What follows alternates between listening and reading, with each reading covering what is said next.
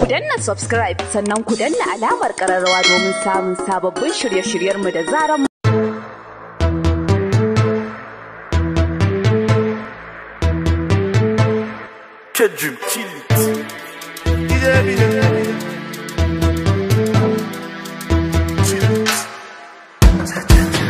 Na je na dawo, kalla abin da na kawo.